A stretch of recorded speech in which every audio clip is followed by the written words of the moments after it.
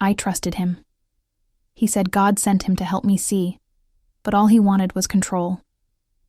Those words sound simple now.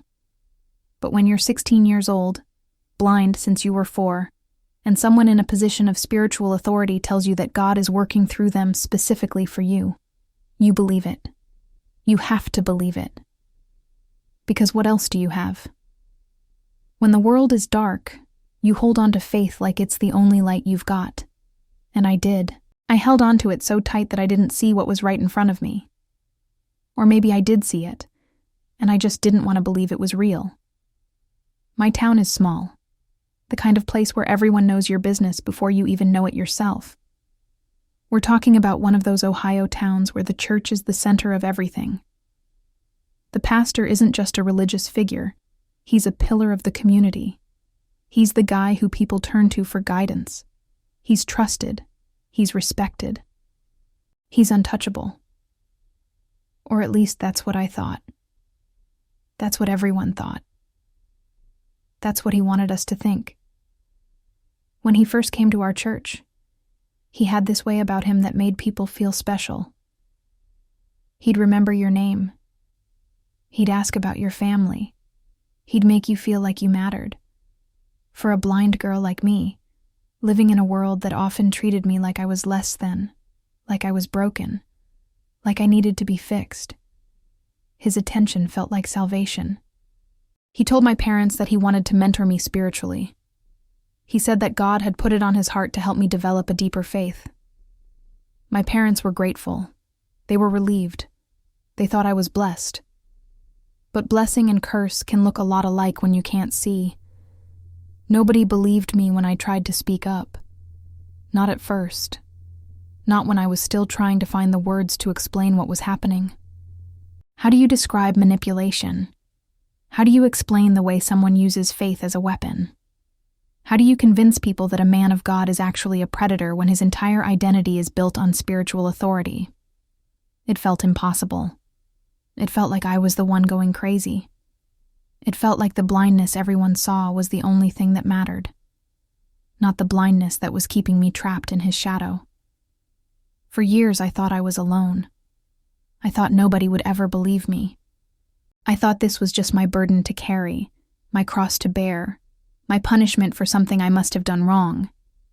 But I was wrong about that too, because Ohio did believe me. Eventually, Ohio woke up. Eventually, Ohio crushed the man who used my faith against me. And this is how it happened. Before we go deeper into this story, I need to hear from you. Drop your city in the comments right now. Are you from Ohio? Are you from a small town? Are you watching from somewhere you know this kind of thing happens? Tell me where you are. Comment your city and let me know you're listening. And if this story is hitting you hard, if you've experienced something like this, spiritual abuse, manipulation by someone in authority, betrayal by the church, please hit that subscribe button. Subscribe to Invisible Abuse. We're sharing more stories just like this. Stories of people who were hurt by those they trusted most. Your story matters. Your voice deserves to be heard. Subscribe now, comment your city, and join us. We're breaking the silence together. I was 4 years old when I lost my sight. I don't remember what colors look like. I don't remember faces. I don't remember the world before the darkness. My earliest memories are of sounds, of touch, of people moving around me. Blindness wasn't something that happened to me. It was something I was born into, in a way. It was just part of who I was from the very beginning. My parents were devastated at first. They went through all the stages: denial, anger, bargaining, depression. But eventually, they got to acceptance. They raised me to believe that my blindness didn't define me, that I could do anything anyone else could do, that it was just a different way of navigating the world. Our church became my safe place. It was one of the few places where I felt like I belonged completely. The community there was tight-knit. People knew me. They didn't treat me like I was broken. They treated me like I was just another kid in the youth group, which meant everything to me. My faith became my anchor. When things got hard, when kids at school were mean, when I felt isolated because of my disability, I went to church, and I felt connected to something bigger than myself. I felt connected to God. I felt like I had purpose. Pastor Michael arrived at our church when I was about 14. He was charismatic in a way that felt different from the other pastors I'd known. He had this energy about him that made people want to listen to him. He made faith feel alive. He made God feel personal. After one of his first sermons, he came up to me. He knew my name. He knew I was blind. He said he felt called to mentor me spiritually. He said God had put it on his heart to help me develop a deeper understanding of my faith. My parents thought it was wonderful. They were so grateful that a pastor cared enough to invest in me like that. What started as mentoring became manipulation so slowly that I didn't even notice it happening. He'd tell me that God speaks through him. He said that God gave him specific insight into my spiritual journey. He told me that the blindness I experienced physically was connected to spiritual blindness that I needed to work through. He said that true faith meant complete trust. Complete trust in God, yes, but also complete trust in him as God's representative. He isolated me from other relationships in the youth group. He told me that other kids didn't understand my spiritual maturity. He said I was special, chosen even. He made me feel like our relationship was sacred, like what happened between us was between me and God. By 16, I was completely dependent on him emotionally. I couldn't make decisions without asking what he thought God wanted. I couldn't have relationships with other people without his approval. I couldn't question anything he said or did, because questioning him felt like questioning God himself. And the physical abuse started so gradually that I almost didn't recognize it as abuse. It started with inappropriate touching during prayer. It escalated to him requiring me to be alone with him in his office, in his car, in his house. He always had a spiritual justification. He always framed it as part of my spiritual growth. The worst part about being abused by someone in a position of spiritual authority is that they weaponize your faith against you. They use the very thing that's supposed to save you and turn it into a cage. He would tell me that if I spoke up, God would be disappointed in me. He'd say that I was the one leading him into temptation, that my blindness was making me vulnerable to Satan's lies. He'd tell me that the Bible says to honor and respect those in authority, and that going against him would be going against God's word. He made me feel complicit in my own abuse. He made me believe that somehow I was responsible for what he was doing to me. When I finally tried to tell my parents, I couldn't even get the words out. I was so ashamed. I was so confused. Part of me still believed what he'd told me about God being disappointed in me. Part of me thought maybe I was overreacting. Part of me thought nobody would believe me because he was a pastor, and I was just a blind girl. My dad got angry, but not at the pastor, at me. He asked me if I was sure I wasn't misunderstanding his intentions. He asked me if maybe I was confused about what happened. My mom cried, but she seemed more concerned about what this would do to the church than what it had done to me. I tried talking to other people at church. I tried telling a Sunday school teacher. I tried telling the church secretary. Every single time, the response was the same: doubt. Nobody wanted to believe it. Nobody wanted to accept that the man they respected, the man they'd put on a pedestal, could be capable of something like this. They asked me if I was sure. They suggested that maybe I was misinterpreting his actions. They implied that I was causing trouble, that I was being divisive, that I needed to forgive and move forward. One woman actually told me that God tests our faith through suffering, and that maybe this was my test. The isolation became suffocating. I felt like I was living a double life. On the outside, I was still going to church, still pretending everything was fine. On the inside, I was falling apart. I stopped eating. I couldn't sleep. I had panic attacks that I didn't know how to explain to anyone. I isolated myself from my friends. I started self-harming because it was the only way I could feel like I had any control over my own body. And through it all, he kept showing up. He kept acting like nothing was wrong. He kept positioning himself as my spiritual guide and mentor. He kept manipulating me into believing that nobody would ever believe me anyway, so why even try? The cruelest part was that faith blinded more people than my eyes ever could. My blindness was physical. It was limited. But the blindness of the community, the blindness to what was happening right in front of them, that was absolute. That was complete. That was the real tragedy. Everything changed when Mrs. Patterson transferred to my school. She was a new English teacher, and she was the kind of adult who actually paid attention. She noticed that I was struggling. She noticed that I wasn't like the other kids. She noticed that I flinched when certain topics came up. She was patient with me. She never pushed too hard. She just let me know consistently that she was available if I needed to talk. It took me 3 months to work up the courage to tell her. We were in her classroom after school, and I just started crying. I told her everything. I told her about the pastor. I told her about the manipulation. I told her about the abuse. I expected her to react the way everyone else had, with doubt, with hesitation, with concern about the implications. Instead, she believed me immediately. She told me that what happened to me was not my fault. She told me that I had done nothing wrong. She told me that she was going to help me. Mrs. Patterson knew the right people to contact. She helped me file a report with the police. She helped my parents understand what had actually been happening to me. She connected me with a counselor who specialized in trauma. She stood by my side through all of it. And once one person believed me, other people started to come forward. Other girls from the youth group. Girls who had experienced similar things. Girls who had been silenced just like me. The pastor tried to manipulate his way out of it. He claimed that the girls were confused. He said that they were troubled and seeking attention. He quoted scripture about false accusers. He positioned himself as the victim, as a man being persecuted for his faith.